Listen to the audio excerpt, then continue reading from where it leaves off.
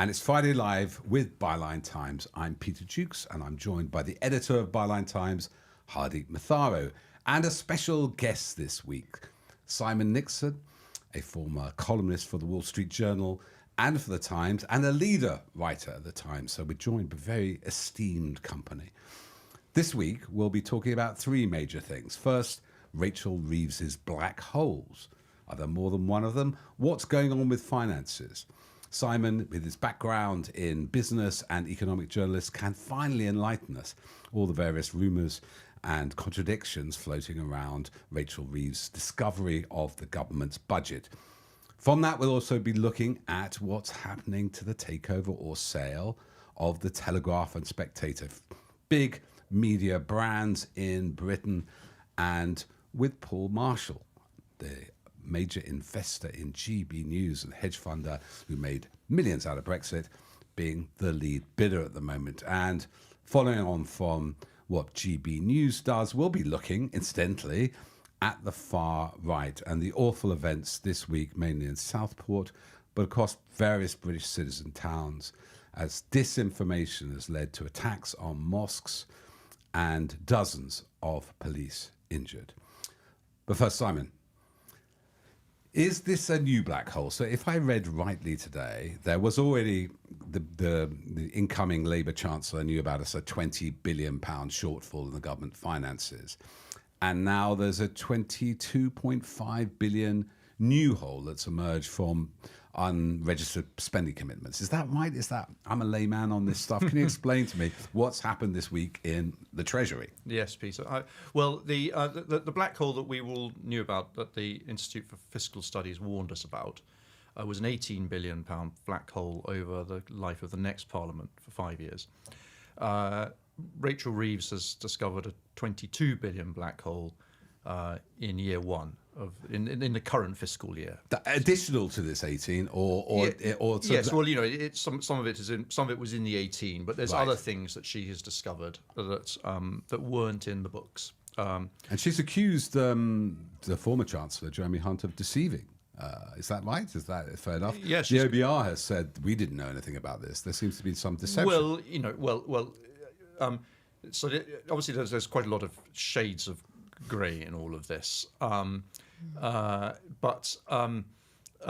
even before the election, there was newspaper reports that Sue Gray, Keir Starmer's chief of staff, was going around with a shit list of sort of unexploded bombs that they were going to discover early in the first term, and one of which was public sector pay awards, and $9 billion of the $22 billion is the above inflation public sector pay awards that she has decided to accept the recommendations of the pay boards. Right. So they were commitments to future spending, which she'd have to abrogate those agreements to deny. Yes, but I mean, the Tories would say you didn't have to accept them. And she would say, well, the pay reviews had been done in good faith, and the Tories hadn't set affordability parameters. So there's a sort of dispute around that. The one that people have sort of, where she's, it seems to her sort of won the argument with the Institute for Fiscal Studies and to some extent with the OBR, is over the cost of this silence system, where she says there's a £6.5 billion black hole because there was no funding for the 60 or was it 90,000 now refugees who are currently in hotels. The Tories say, well, we're going to send them all to Rwanda, which is at some huge cost. This cost $800 million for completely implausible 4 people. You're going to send 60,000 people in a year to Rwanda. Right.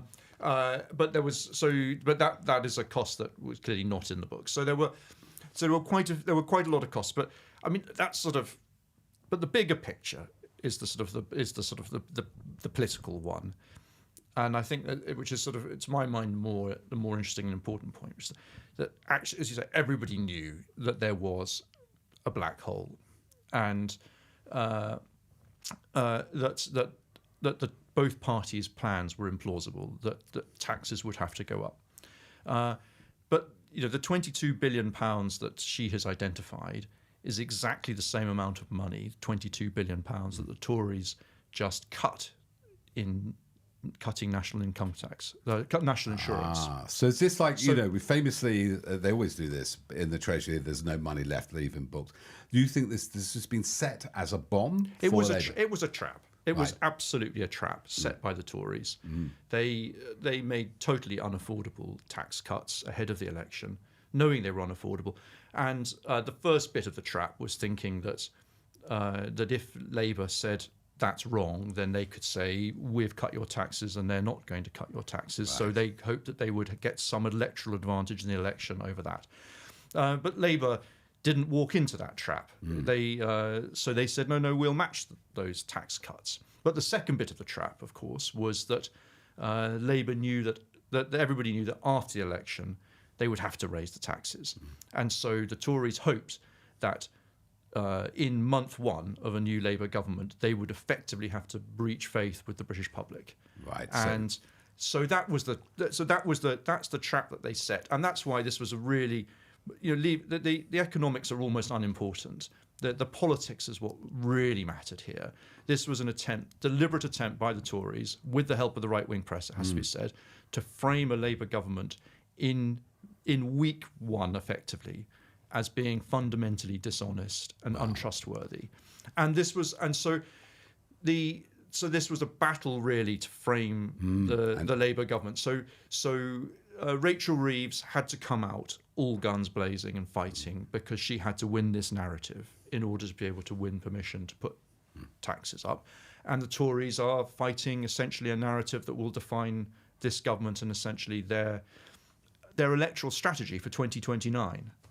Is this normal? This is a very, very big moment in that respect. But is it normal? I mean, as I said, is this they're playing with our finances? They're playing with, and we could talk a bit with Hardeep about where some of those billions went on refugees and who benefited from those contracts for private accommodation.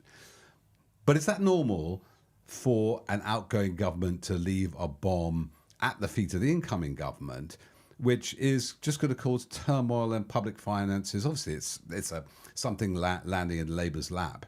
But does it not undermine confidence in the economy, confidence in the government to a larger scale, to all our detriment? We saw quite a friendly handover from Rishi Sunak in the House of Parliament, in the House of Commons, congratulating Keir Starmer. It was all very amicable, showing what we like to think we can have peaceful transmissions of power, unlike certain United States last election. Is it normal to just try to sabotage an incoming government like this? So yes, I think it's part of the answer. I mean, to the extent that Gordon Brown in 1997 said he would match the Tory spending plans, and Ken Clarke said after the election, I would never have done that. I would never have stuck to my plans after the election. But that was in the context of an economy that was growing 2 or 3% a year, where debt was about 35% of GDP. So, this really was in a totally different context. Debt is, just to remind people, what percentage of GDP now? And close to 100%. Wow. So, biggest since the war. Yes, right. So this is in a totally different context. I think those Tory tax cuts were utterly reckless before the election. And then, the Tories would say that, for example, in 2010, they will contrast what Labour has done in this time round with what they did then. And they will say, well, in 2010, the Tories said, we will have to cut spending, and made the case for it ahead of the election. And then we had austerity afterwards. And they would say, well, Labour has not taken the chance to be honest ahead of this election. Well, we know that austerity wasn't quite honest, and that certainly counterproductive in terms of growth and debt. They promised to bring down the national debt, because of austerity and the knock-on effects of that, it increased. Yeah. So yes, I don't think I'm certainly not defending austerity. I think it was clearly a mistake. The point I would make really is the difference is that in 2010.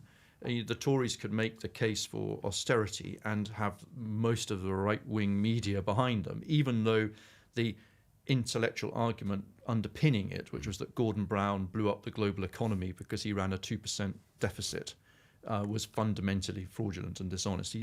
But that they were able to make that argument and win it with the enormous help of the conservative newspapers and the Liberal Democrat Party as well. Yeah, and this time round though. And I speak as somebody who was the chief leader writer of the Times until a year ago.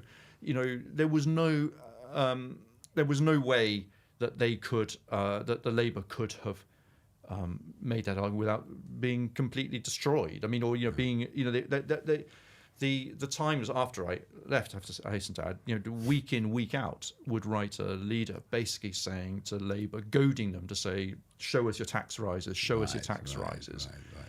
So never saying to the Tories, show us your spending cuts, or whatever, and or your black holes, and but always, and I think that was a very so I can understand why Labour felt obliged to take this very tough fiscal stance ahead of the election.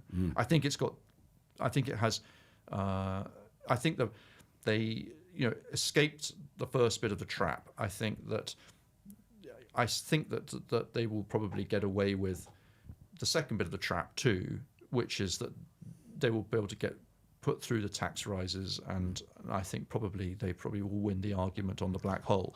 But the third bit of the trap, which I think is going to be more difficult for them, is that because they have ruled out most of the big taxes, and they've agreed to stick to what everybody really accepts are really badly framed fiscal rules, they will end up having to make cuts to things that that are good for growth, like infrastructure, cutting things that cutting infrastructure programs that shouldn't be, that people should be there, and putting up some taxes that could be bad for growth as well. So I think that there's a danger that they've been boxed into some pretty bad options or bad choices. One of the things that John Curtis has appeared on this program, when we had our largest studio, was that we're in a very different world with the public in terms of their attitudes to spending and taxation. That in 2010 there was a sense the public felt the state could shrink a bit. They felt wealthy. They felt they should have more of their own money. Now the emphasis is on services. They want more spent on services, less interested in individual consumption. So what taxes does that leave available to Rachel Reeves? Because she's said she won't raise national insurance, income tax, or VAT. Is that right? I think these are the three purges. Yes, yeah. Are there other levers? And corporation tax. And too. Corporation tax. So yes, I mean, effectively, you're left really with taxes around wealth. Right. And look, to be clear, we don't tax wealth particularly well in this country, in the sense that So just explain to the audience, people's existing assets, their big paintings, their houses, their shares, if you inherit, you won't get taxed on those, but there is a bit of inheritance tax. People are taxed mainly on income in this country, and consumption. Yes. And I think most tax experts would say that we don't tax wealth in this country particularly effectively. And that would hit, because we know that sort of direct taxes or indirect taxes, which are the purchasing of VAT, hit the poor. Yes, they're hardest. very regressive. Whereas regressive. Where wealth taxes, one assume, hit the wealthiest more. What kind of wealth taxes could be increased? Well, I mean, so for example, inheritance tax, for example, is effectively a voluntary tax once you're rich in this country. So it's how's it voluntary? In the sense that there are so many ways of avoiding it. Right. If you have a lot of money, it basically, it trusts and all these weird offshore things. It hits the middle classes, but it doesn't hit the rich. Yeah, exactly, but it doesn't hit the rich, and so that's one tax which is probably quite ripe for reform. Then there is capital gains tax, where this debate's been going on for decades, really. I mean, there are different ways of doing it, and but there's clearly an issue where if you're rich, you can. It's fairly easy to have your income reclassified as a capital gain and then taxed at a much lower rate. So capital gains, I don't have any capitals to tax, but something like 40%, it's a static amount. Doesn't matter how much you sell. It's not good data. So back in the 1980s. Nigel Lawson's great 1986 reforming budget, they equalised the rates of income tax and capital gains tax at 40%. Right. And then there was a sort of an inflation taper to make sure that to make sure that you weren't being taxed on inflation, essentially. And that was there was a lot of sort of support to that. And actually, Gordon Brown in particular, over the years, played with that and reduced it. And the idea was to sort of encourage more investment and more entrepreneurialism by reducing the rate of capital gains tax. But that's an area where clearly where you could raise money, but then that would have implications for investment. So that's the challenge that there is that they're going to try and raise money from non-DOMs. There's a good argument for doing that, but on the other hand, if you don't have any regime for encouraging, rich business people to come and set up shop here in Britain, that is a problem. So, it's once designing a tax regime is difficult. I mean, everything has adverse consequences, and you don't know it's a dynamic situation. You pull this, you put that limit in, and it has that effect. A bit like recording a podcast. Yes. And the other area is pensions, which again, there's a huge problems with pensions in this country. It's a huge issue, the pension system. It's been effectively under assault for decades now. We used to have the best pension system in the world, and now we've got a looming pension crisis coming down the line very quickly. But on the other hand, just briefly, why is that? Is that badly invested pension? Some other? Well, we used to have this phenomenal private corporates defined benefit pension system in this country, which has effectively shut down about 20 years ago. And it's all gone to private, to these It's all gone out to these defined contribution schemes. Right. But the average size of the defined contribution scheme pot is £30,000. It's not enough to buy any pension at all. And the Cameron government brought in a system of auto-enrolment, which has been quite successful in getting people to save, but not nearly enough. Yeah. And then, of course, people who are self-employed aren't in part of that, and so there's a big problem with pensions. But that is an area where where there are generous tax breaks for pensions, which which could be a tempting target. So we're talking about a sum in total of this black hole, 22 billion. Did you say? Is that a lot of money? I mean, I remember the PPE contracts. The test and trace was 30 billion. I mean, in the scale of things, we have to be very careful. It's very interesting. Some people say obviously it's not quite the same as a credit card, and we could just redefine anything and spend as much as we like or break taxes. But obviously we can't, can we? Because it exists in a global market. And when Liz Truss tried to cut taxes and not account for them, it did hit the pound. So we're not completely free. But you say the current fiscal rules themselves are too constraining. We can't do whatever we like because otherwise, we're perceived as a bit of a basket case. But you're saying these fiscal rules are too tight and we can adjust there? Or? I'm saying they're badly designed, really. Right. I think what we learned from the Liz Truss episode, I mean, I didn't learn, I knew it, but she learned it. We all learned it. She learned it, is that you need, your credibility with the markets is crucial. Explain why that is, because what happened with Liz Truss, they didn't believe her that she didn't go to the OBR, didn't get her budget assessed. Sacked the head of the Treasury, didn't tell the Bank of England. So that's a crisis of confidence. Then what happens is government debt, bonds, they become more expensive. We have to pay more in interest rates, and there was something going to happen with pension funds. Yes, well, what happened? I didn't come up with the term, but I like to think I did more than my fair share of popularising it. The British government bonds, gilts, acquired a moron premium. We had to pay extra interest on our debt to account for the moronic policies of a government that clearly didn't know what it was doing. And so it's a confidence thing. It was a confidence thing. And that, in a way, is that what Rachel Reeves is doing as part of this narrative? It's not so much those rules matter. It's more that she can look competent, and the right-wing press tries to paint her as a liar. Is this, in a way, you're still playing with animal spirits? Yes, I think. I think I don't think actually the on the one hand the rules are badly framed because they're very easily gameable. But on the other hand, they are badly framed because they force bad political choices. One of which is that essentially, anything that has a payback beyond 5 years, which is almost any big infrastructure project, doesn't make sense under the fiscal rules because you don't. You can't see its benefit. You've got to have the benefit within 5 years, and so it prioritises or incentivizes short-term spending, and it sort of encourages spending on consumption rather than investment. Right. And in the electoral cycle, unfortunately, isn't it? So it's kind of, if it's only 5 years, you're looking towards the next election rather than the long-term future of the country. Yeah. So everyone knows those rules are bad, and in fact, what's interesting is that actually people in the markets have been saying, look, these rules, they're saying you don't have to stick by those rules. They're pretty daft.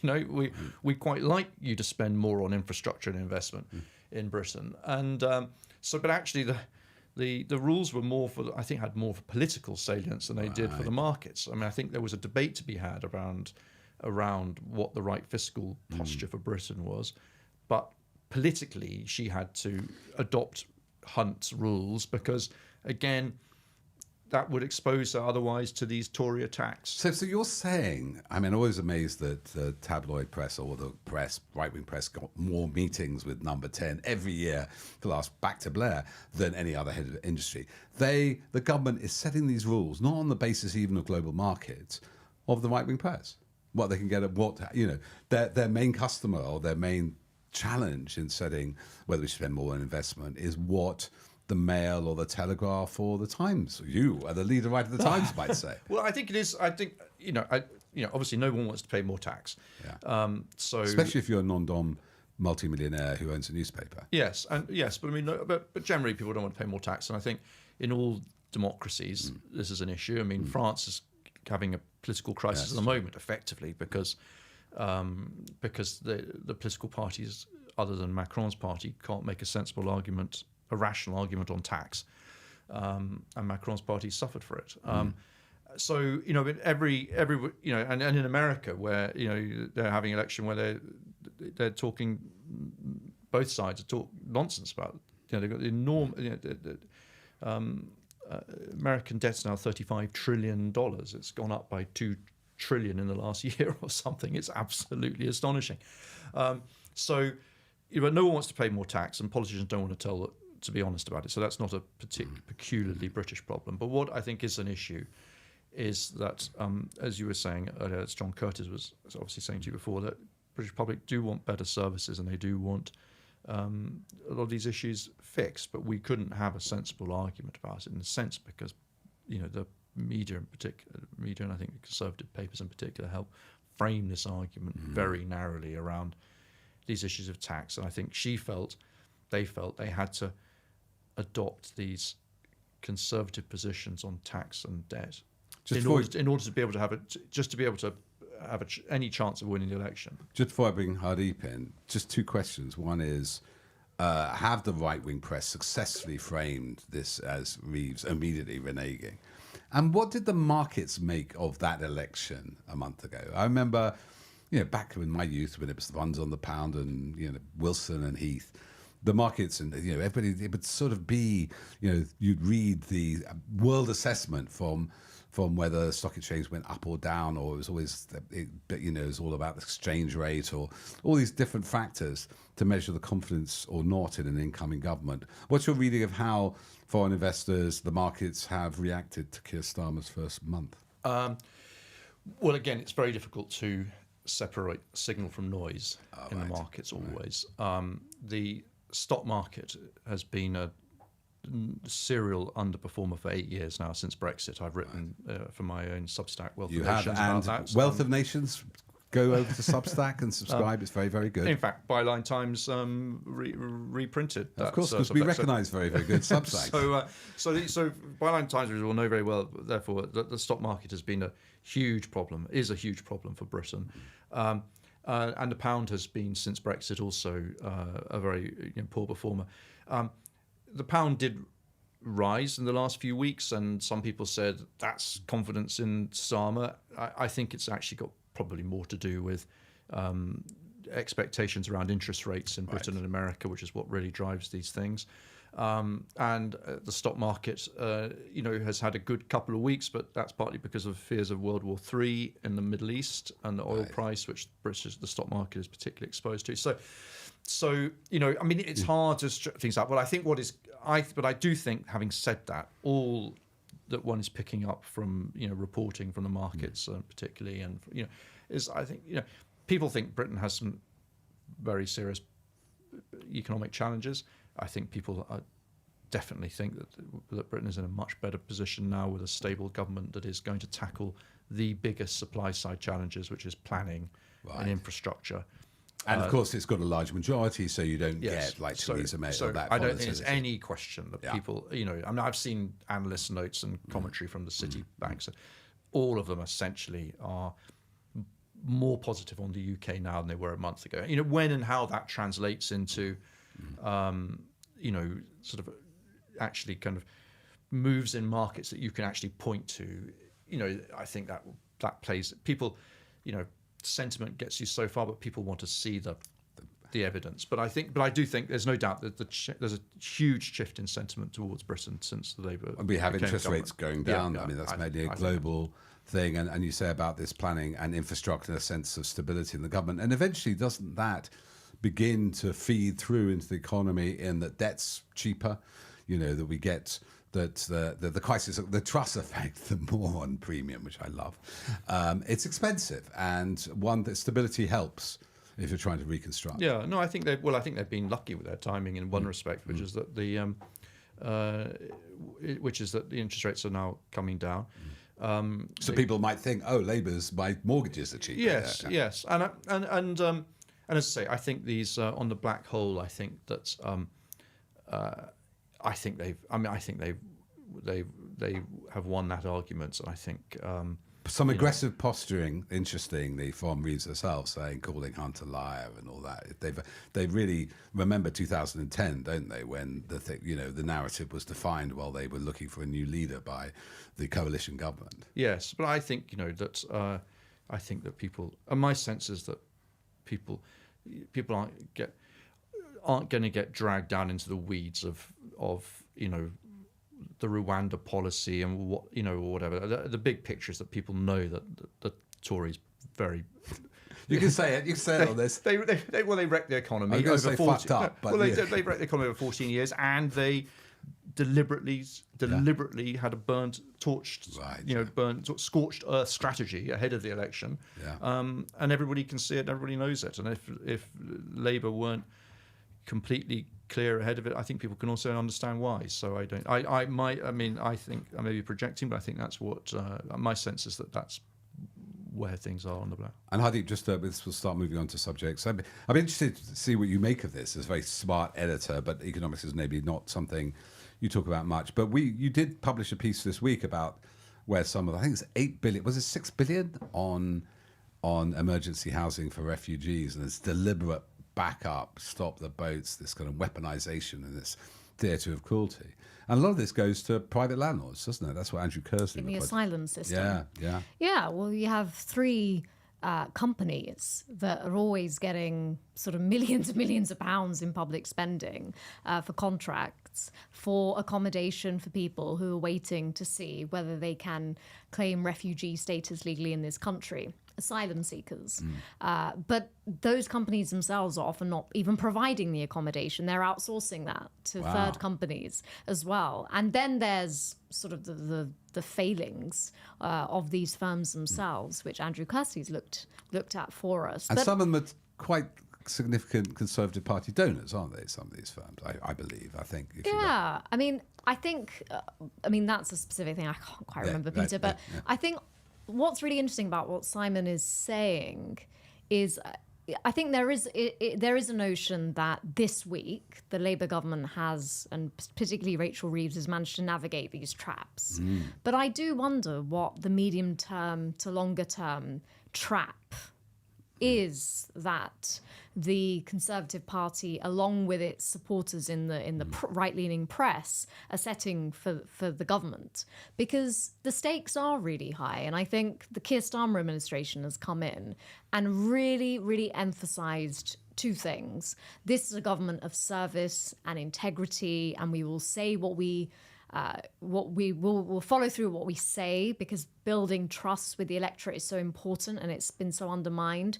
And also this notion that we're not going to get bogged down in performative politics and the anti-woke wars. We're going to go back to basics. We're going to have a look at how to change people's lives through policies and public services. But for that is very reliant on growth.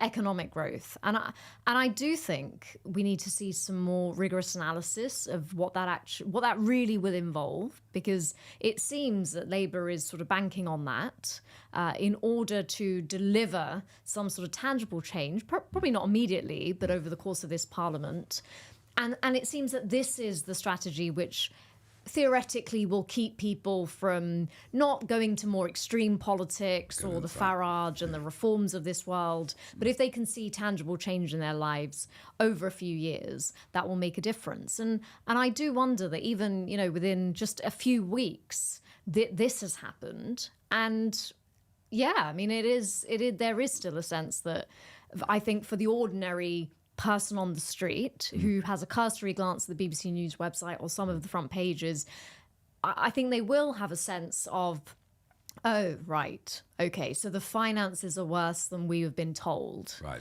And now Labour is Process acknowledging that disillusionment. there is a sense that, I think the public is already tired and cynical. And even just headlines like that, which again, I don't think members of the public are going to dissect it in the level of detail we are doing. But even just that messaging that, oh, right. But they're interested. Now we're being told that there's not enough money. Now, after the election, we're being told this. So I think that in itself, it is not ideal. It's a lack of trust. And I certainly see the tweets saying, oh, it's already reneged. Yeah. Both from left and right, Because it's more complicated than that. And especially the pension, the extra heating allowance for pensioners. But again, we're news aficionados. Yeah. If your interest rates go down, if there is a boost in housing gets cheaper because there's more supply and your kids can eventually buy a house rather than wait 30 years for it, but obviously that takes time. It takes time.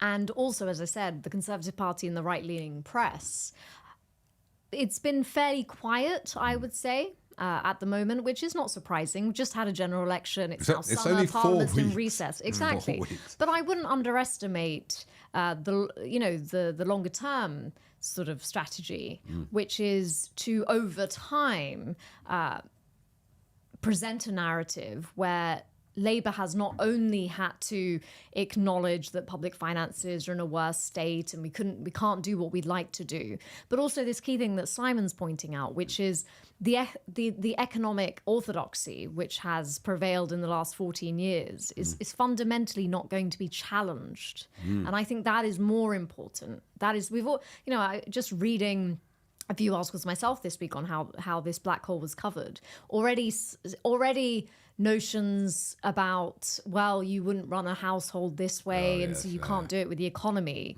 The very key framing that austerity was completely max out your credit cards. Yeah. And again, had a mortgage on a house and built a kitchen extension. Really simplistic narratives given to the public in the hope that they will be able to relate to them and they will have some political mileage. But actually, Simon will know, everyone will know, you can't, running a government, a country, a state is very different from how you'd run your household. But there's already a sense this week that the Labour Party, the Labour government's not fundamentally going to challenge that, because one, that is hard to do, right? The challenge politicians and journalists have is how to, and we have this all the time on Byline Times, how do you engage the public in a way that gets at some of the complexity and the contradictions and the nuances of any issue? That is a challenge anyway.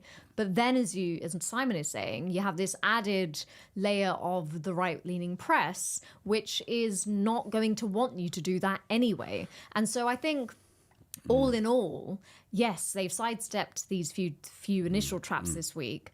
I do wonder in the medium to long term how this is all going to play out, especially because if the fundamentals are not being shifted, then Rachel Reeves is having to play by the rules of a game that has been set by an opposition, which they have, Labour's come to government saying we're going to do things completely differently. So it's potentially problematic down the line.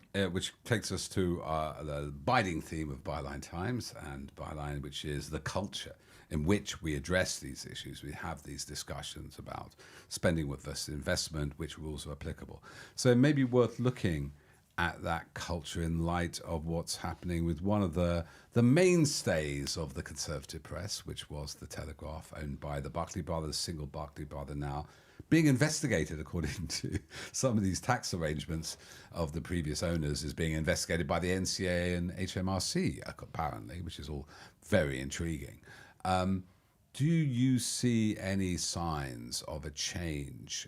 We can talk about that particular bid in the Telegraph. Telegraph, just for people who don't know, maybe, who didn't read it, was famously conservative, but had lots of kind of left-wing journalists working on it, and had a famously great separation between opinion and news coverage. Peter Oborne left it.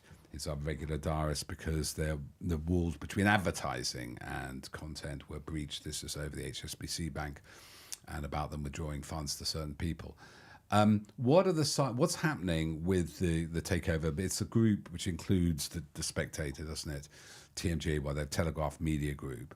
What's happening with that, and what does the current bidders and the current state of it mean in terms of whether that coverage is going to continue in this kind of anti-woke way, or could go back to, let's say, Telegraph used to be for free trade, used to be for the single market, used to be for, it's a classic old Pelian virtues when it came to the economy, is now all about stamping out woke and, punishing trading partners, the whole sort of autarky, which is very unfamiliar to the Conservative Party, or was.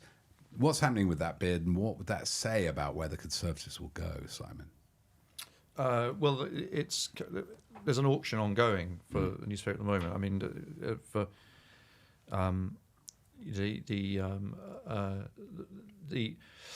the papers had to be put up for sale because the Barclay brothers were owed £1 billion to Lloyds Bank, which they couldn't repay. So Lloyds Bank seized the papers and put them up for auction. An American private equity firm bought the papers, or at least it bought an option. It basically it paid off the Barclay brothers' debt to Lloyds, and in return received an option to buy the Telegraph Group and the Spectator. But that bid by the American private equity firm was backed by an Abu Dhabi investment fund, and then there was a big political drama around and was that. led by an American Jeff Zucker from a company called Redbird. And so there was a huge outcry. Again, I wrote about this and you published it in Byline Times, but there was a huge outcry from the led by Andrew Neil at The Spectator, but by Telegraph and Spectator columnists. They said that the issue was that the Abu Dhabi fund was too close to was run by an Emirati member of the Emirati royal family, and therefore it was an Abu Dhabi government takeover. I argued that was nonsense because actually they were not buying. The Abu Dhabi fund was going to be a passive investor, legally under English law, very strictly under English law, a passive investor. They were, with no rights at all. I thought Andrew Neil gave the game away in an interview on Newsnight where he sort of rather splenetically said, Jeff Zucker is a New York Democrat. What does he know about, English newspapers? The Telegraph is the jewel in the crown of centre-right thought in Britain. Right. So it was all about essentially protecting that ecosystem. The political ecosystem wasn't actually about foreign government investment control. Yes. So that's that. So and now, Andrew Neil is chair of the Spectator. He's the chair of the Spectator. So now the situation is that the American private equity firm has had to put its option up for sale. So now essentially, it effectively it's had to put the papers up for sale without ever actually getting control of them. But one of the slightly sort of amusing ironies of this situation is that quite a lot of the bidders who protested about the American private equity bid on the basis that it had Abu Dhabi money, and then are now find that they can't bid. I mean, particularly the Mail Group can't bid. The Rothermere family can't bid because they had hoped to use Middle Eastern money themselves to raise the billion to buy that option. To raise the money. So actually, they And there's been a change in the law. And there's been a change in the law, which they lobbied for, but now it's, they're now hoisted by their own petard. So that leaves essentially the front runner, and according to a report yesterday on Sky News, Paul Marshall, who's the owner of GB News, hedge fund manager, is now seems to be close to buying the Spectator and is a front runner to buy the Telegraph Group. They're separate bids now, effectively. It looks as if from that report as if they're being sold separately.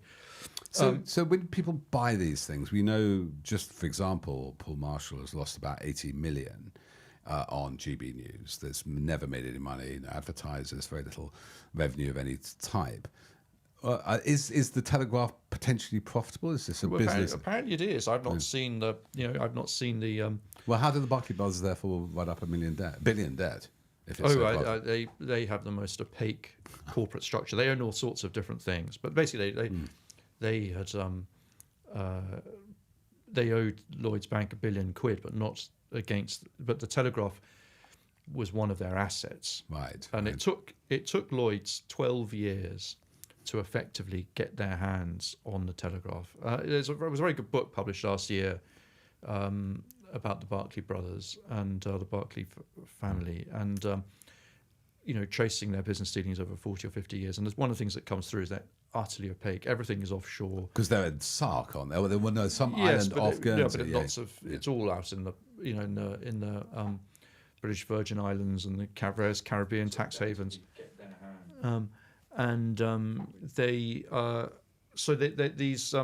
They're interlocking corporate structures. So it took Lloyds 12 years to crunch its way through to finally. And they'd lent them the money without knowing where the money. Well, yes. Yeah, so after the financial crisis in 2008, basically, they'd been lent money by this HBOS, which was this. Of course. And so Lloyds then bought HBOS, and they suddenly found themselves with this enormous, very badly drafted loan. Right.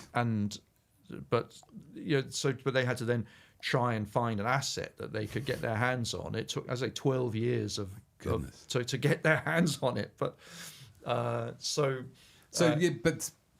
but do you think for someone like Paul Marshall, who also runs Unheard through a charitable trust or some kind of fund, which is a kind of, I'd say, as a nationalist populist version of the Spectator, that's not nationalist populist, mainly online. It's not a print edition. That if you are somebody like Paul Marshall, who made with his partner Wace Marshall made 450 million out of Brexit, they made some quite considerable amount of money on NatWest, the problems they got on with Nigel Farage and the monitoring of his Coots account. Are you looking in the classic to make a return, or are you looking for other advantages to owning a newspaper? I mean, with the Times does make money. I think the Sun's been losing money for a while. So there's a commercial decision for Rupert Murdoch to own the Times, and as well as a political one. But something like the Telegraph, or certainly GB News, seems to be more an influence machine than a commercial operation. Is that unfair? I don't know what Paul Marshall. Paul, if you want to ring in, tell us what he sees as assets. I mean, I should just say, obviously anybody who wants to invest in journalism is fine by me. That we welcome that. But the Telegraph, by all accounts, is profitable, and the private equity firm that was buying it was certainly looking at a commercial opportunity. Right. They were looking to expand it into America. What they saw as the big commercial opportunity, and actually, according to reports, the American private equity firm may come back with another bid, but with different investors. So that would be. It's possible they end up owning it in the end.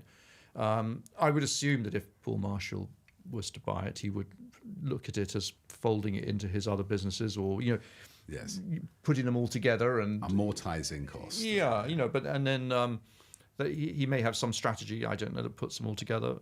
But he clearly he has. He's always been very politically engaged. Funny enough, when I first met him, he was a Lib Dem. So, Hope Not Hate have done an analysis of his tweets and retweets, which show him going to more what we used to call the alt-right, which I think leads us, because we could talk all day. In fact, we should do this again with Simon, because are you finding it fascinating, Hardeep? Yeah. I mean, I always find our conversations with Simon fascinating. Just so many insights. Of the just the level of detail of how these organizations work. It's always And he'll be illuminating. writing a regular column for Byline Times, we hope now. I've got to screw him hand down and sign the contract and get him to commit to that. But these are fascinating insights as understanding business. But shifting more slightly to the political domain, because this does reflect on GB News and what happened this week, particularly in Southport, but happened in London, Hartlepool, and Aldershot. And there are now, which was, I think we can say without a shadow of doubt, mainly organised by people like Tommy Robinson, right-wing riots, not just protests. Over 50 police officers injured in Southport on an attack on a mosque. This arose, and they're still apparently trying to protest outside mosques this weekend, because some false information on the internet that the person who'd stabbed three children and a young girl practicing a Taylor Swift concert was somehow of Muslim background and a refugee, and it all turns out to be false. I think Islam made a very strong statement that, just as these police officers were dealing with a tragic scene, 3 dead children, many others injured, the next thing they have to do is right-wing thugs throwing bricks at them. But it seems like this isn't going away in a hurry. I don't know why they're protesting outside mosques, but this might be something to do with Hardeep of some work we did earlier with another Andrew Kersley investigation, how this sort of Muslim grooming gangs is now such a powerful meme, and all the sort of rhetoric is enough and save the children. This is horrible, which is the origin of the blood libel, mainly directed against Jews in medieval Europe, that they made their matzos bread from the blood of children. Using children, weaponize the injuries and deaths of children to attack another religion is a very scary and historic, a dark shadow. Yeah, I mean, I've been quite unsettled by the coverage of what's happened in Southport this week, because for me there are two different things going on. I mean, on one level, it is good to see much more widespread coverage of what has happened in relation to far-right tactics, the impact of misinformation on social media, and the notion of how the government and the police tackle extremism within our society. So I think that broadly is to be welcomed. But I do think there's a sense that it does feel like the media as a whole has suddenly amplified what's happened. And I think it's always about striking that balance, because it does, again, give the impression to somebody who's not sitting here in a room like us looking at this in a specialist way, but the members of the public, that this is a real big thing that's developing. I think it does risk giving that impression, a disproportionate impression, that we all need to focus on this because this is a very big thing that's happening now. And actually, it's not just about Southport, it's about London, and a sense that this could become widespread. So I think that needs to be checked and considered. But I also think what's problematic is giving it prominence as a news story and looking at all of the details and following it in real time without any of the underlying context and examination of the structural forces, which we know.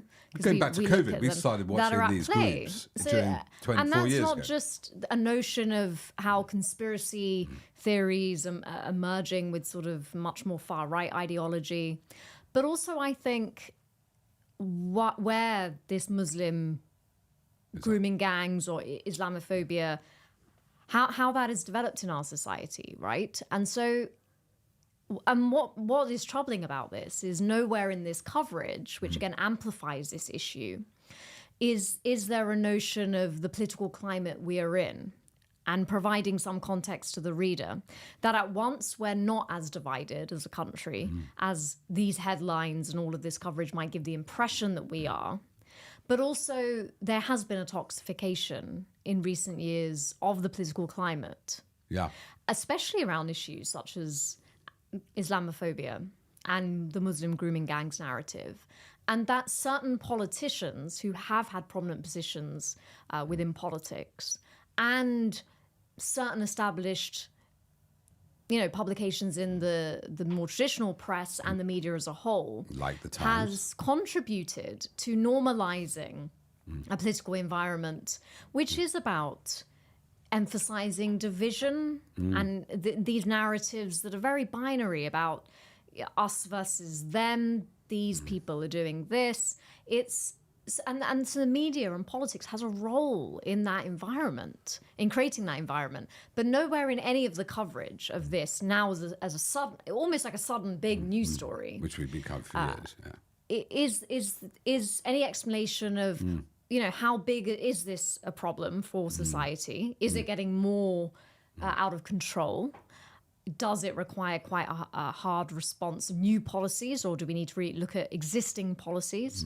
But also, where does this all come from? And that is not to suggest that politicians such as Nigel Farage or Reform, and there are 5 Reform MPs in Parliament, it's nothing to suggest that they had any connection to what's gone on in Southport or London or the riots.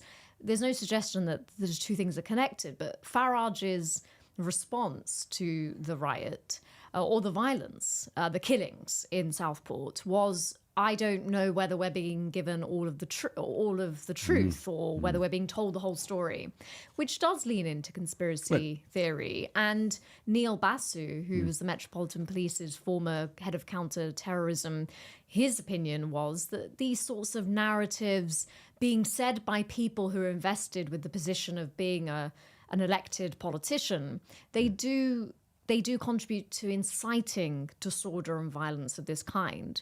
And we know that Farage and Reform, just before the election, we've covered it before in the podcast, the activists that were filmed calling the Prime Minister then, Rishi Sunak, the P word, saying all sorts of things about, which are homophobic.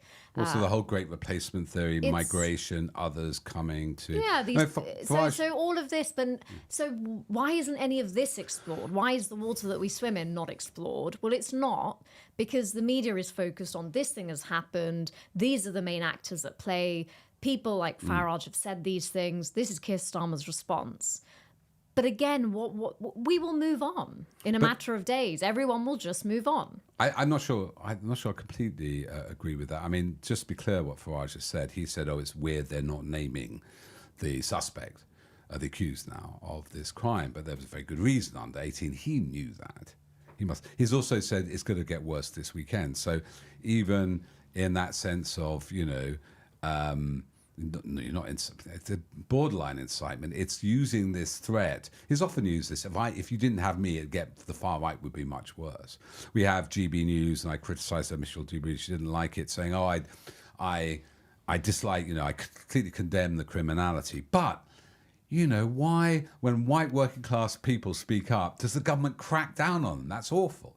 And so you have this borderline encouragement, a sense that Overton Winterby shifted to the further right, and they benefit by saying we're the reasonable ones. I think two things happening here. I don't think what you feel about this, Simon, is once the Daily Mail, in fact, erroneously led on, this is a Russian influence operation. So we've been writing about these accounts and these Russian Olgido troll farms and the way they create division in the US and here, especially around Islamophobia for years. It's quite good to see it on the front page of the Mail for once, because they don't like Russia. That's one thing even if they did get it slightly wrong. And I did notice a lot of other newspapers are doing what we used to do, which is track down network effects. You had Skyding, it had Channel 4 naming some of the somebody we knew who falsely named a Muslim refugee for this. And that is quite heartening, because it means we don't have to do so much work. But Simon, do you think they failed to connect it to mainstream politicians? Farage, who's been on Question Time 35 times. And I'm always mixed feelings when people, and somebody said it to me today, a professor, a good guy I very much admire, said, don't give them so much oxygen, right? Ignore them, they'll go away. Well, we did ignore them for a long time, and they just got worse. Where's as somebody who's being slowly radicalized by the last 5 years since Brexit, what's your position on how we, connect the dots to these far-right groups and how mainstream politicians deal with them? Well, I don't consider myself to have been radicalised, Peter, but just woke up. Just woke. No, yes, I think one of the problems is that Farage has been so normalised over such a long time that he's now in Parliament with with 5 MPs, and so he's delivering these messages now from behind a desk with a suit and tie and 2 Union Jacks, and so I think that creates a problem. I think one of the I think the narratives that you say are not really being explored because the mainstream Conservatives were getting some traction with these issues, or not. They were leaning into them for a long time. There was an undercurrent of Islamophobia, I think, running through the Conservative Party for a long time, and increasingly in the last couple of years, which and I think that as reform became more powerful, they lent into it further. I think actually one of the interesting situations now, and I've just thought struck me in the last couple of days actually, was that Farage has gone so far off the reservation with his dog whistling on the one hand, and on the other hand, it's to become sort of really quite unacceptable. And I thought, his latest one yesterday, I don't believe in, I totally condemn, mob violence, but was a case in point.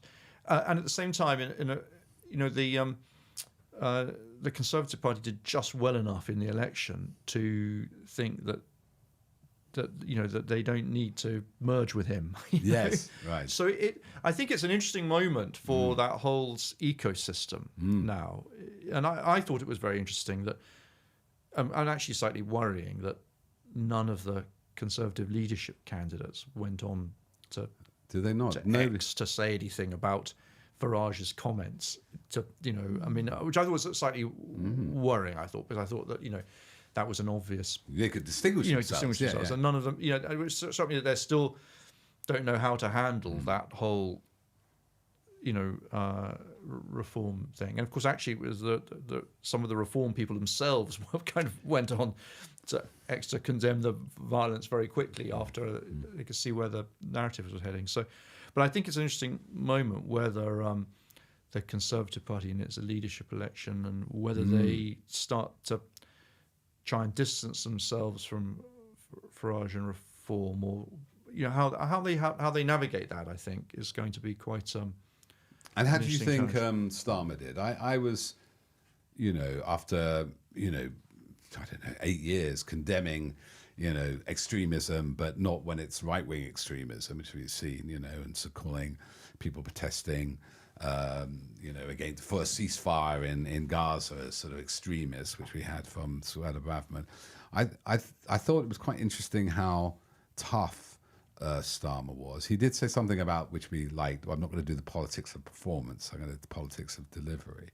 And he made the point about the attack on public servants, of police officers.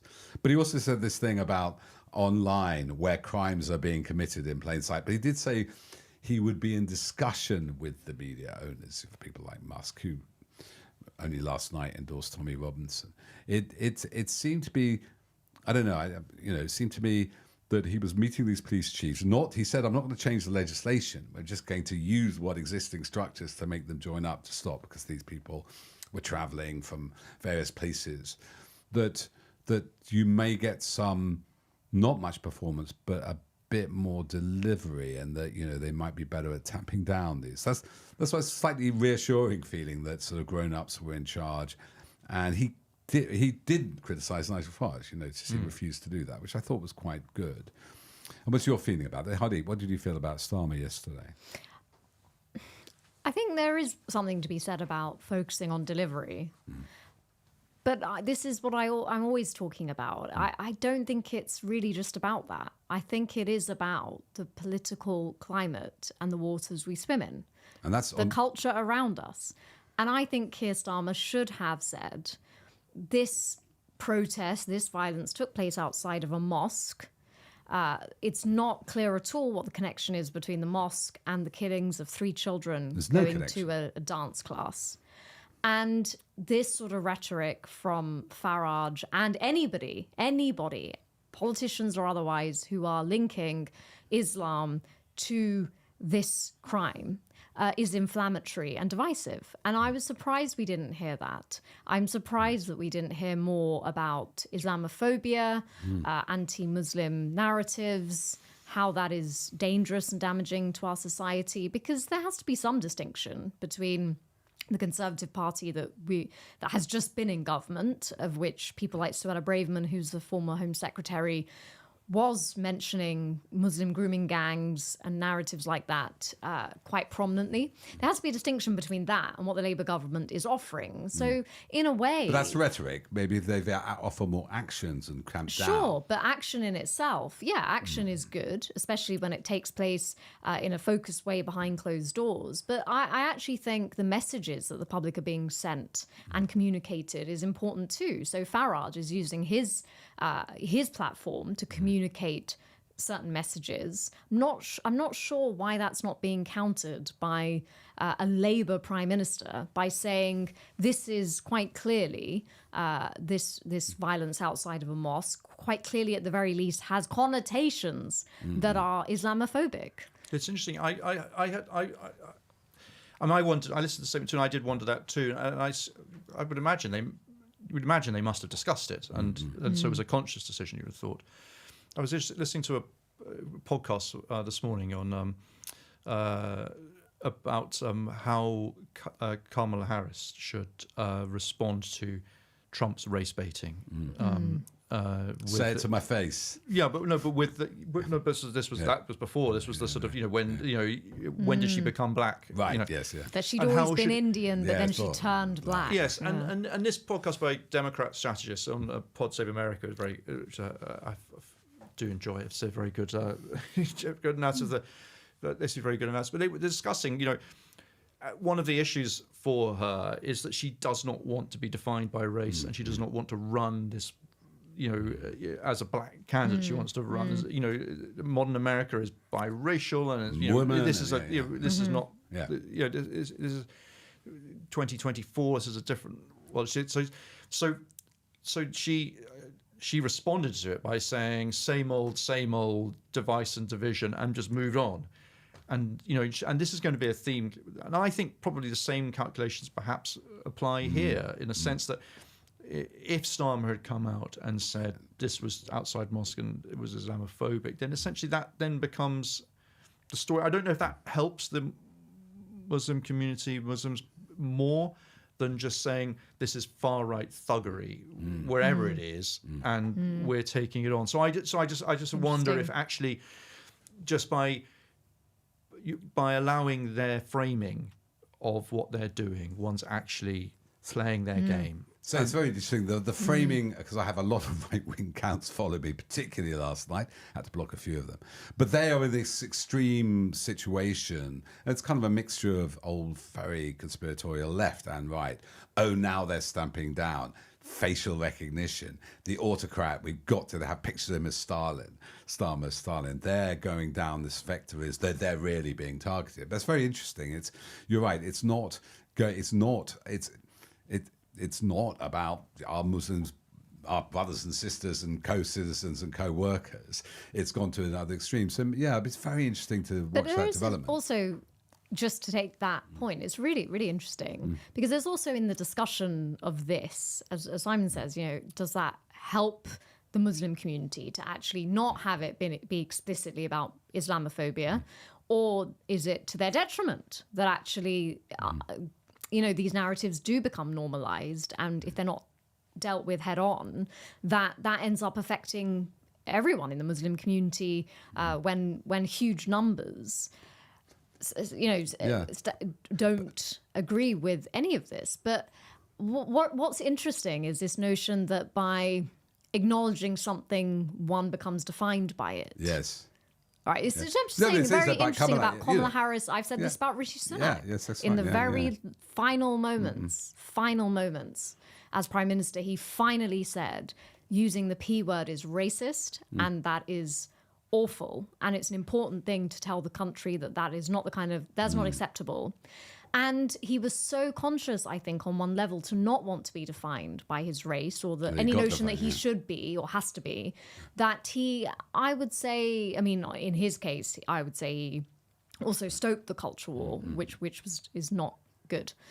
But there's a notion that we so don't want to be defined by this thing that is a reality, that any mention of it is potentially detrimental or potentially making it more of an issue than we want. But I think there is, I'm still thinking about it, but I'm not sure that approach is ultimately tenable, because the reality is Kamala Harris is a black woman, she's an Indian woman, Rishi Sunak's a man of color. These are realities. And there shouldn't be it's this either or thing, because society and politics and the culture of it is saying, well, you know, what are you? You're either this or that, and you have to be. Whereas it doesn't leave much room to say, well, yeah, I am Indian, I am a black woman, but also I'm going to be a president for everyone. It's always how these narratives, the fear of these narratives becoming defining and limiting of the people, I think, involved, like Sunak and Kamala Harris. Don't fence me in. I mean, it's back to that issue, and we're going to have to close soon, unfortunately. We keep on going all evening.